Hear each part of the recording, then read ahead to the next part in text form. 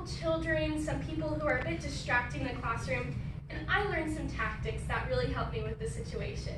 So the first one is the chart. So there's the rainbow charts in the classroom. You might remember when you guys were younger, where there had clips, and if you did something awesome, you could move your clip up on the chart, but if you're doing something wrong or a little disrespectful, you would move your clip down to see what you've done.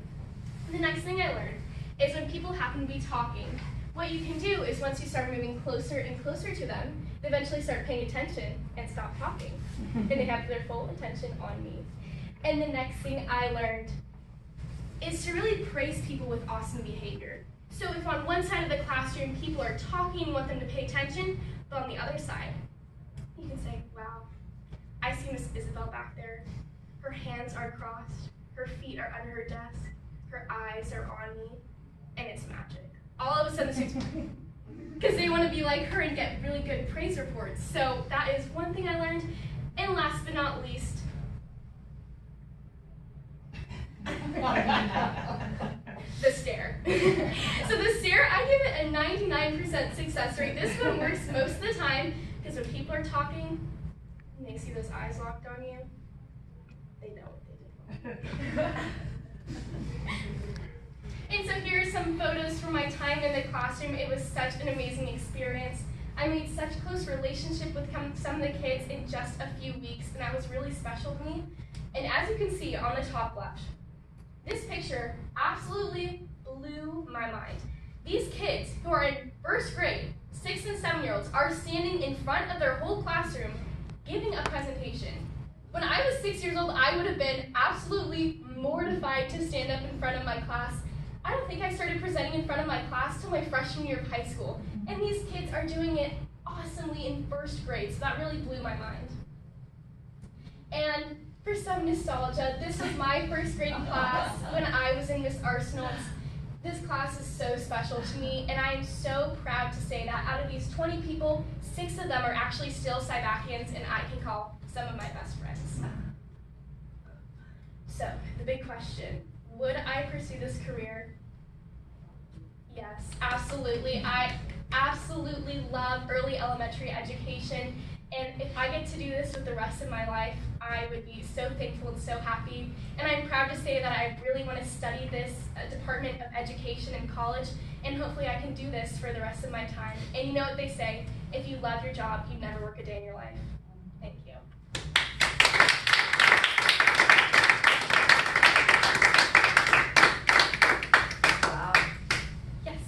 Well, first of all, I think you've done a reasonably good job of overcoming your challenge of standing up in front of people. Thank you.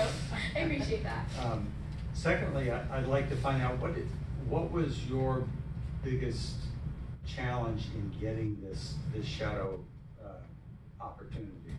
Yeah, so in the world there are hundreds of thousands of million different jobs, and I was just like, I want to really follow my passion. I'm so thankful for the CIBACS program for giving us this opportunity, because I kind of had a feeling that I wanted to do this career, and I really wanted to broaden my horizons, but then I really focused on, man, if I want to do this for the rest of my life, I should probably intern with this person so I can really get more of an understanding for what they go through and if we really want to do this career. So I'm so thankful that I did it, because it just grew my love even more for teaching.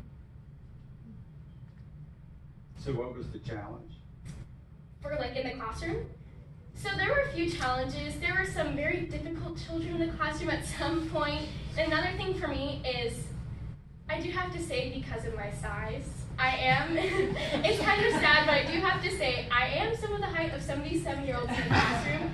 So I feel like they saw me more of a companion than an authoritative figure. So yeah, I do want to be your friend, but I also really want you to listen to me, because I am interning as a teacher, and I really want to get the full experience of being a teacher, not a friend of yours. What did you learn about yourself through your experience with I learned about myself that I have to have a lot of patience for this job. I have so much respect for teachers and what they do throughout their everyday lives, and I found that I do actually have a lot of patience with these kids, because once you have patience in your voice, it makes the kids feel more like they're in a safe environment, so they really do reflect on your personal feelings and understanding of their emotions, and really putting that out there for them. How did you organize and manage the amount of time you did spend in the classroom? First of all, how many hours do you think you devoted to your? I think I did around 15 hours, so it was awesome because some of our crazy high school schedules, it gives us full days off when other kids don't have, when they have school. So I got to go in for a full day and experience the full day, and with my schedule, I get the luxury of getting out of school at 12:15, so I could go over there a couple times a week at 12:15 and stay there for an hour and a half, 2 hours, and it was really helpful for that experience.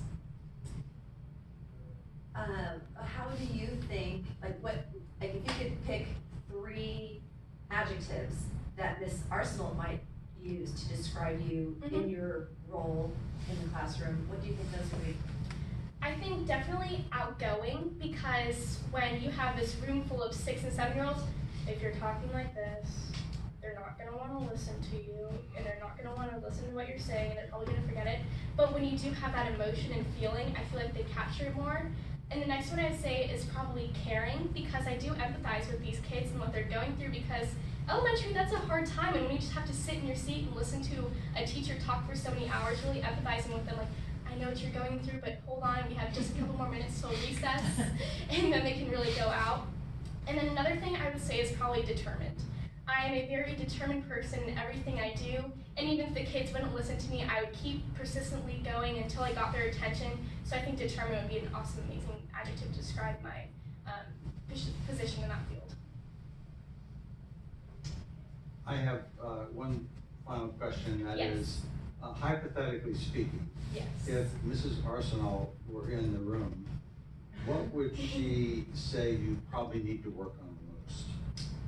Something that I need to work on the most might be maybe dealing with some of those difficult children, because you do need experience and time with that, because one kid had a situation where a kid actually threw 2 chairs in the classroom, so really dealing with that, it does take time to really understand and compose yourself on what you're saying. So some of the times I was kind of like, I think you got this one. So really taking that step forward and putting myself in those situations more often, so I can get an understanding of what they're going through and how to help them in the class in the best situation possible.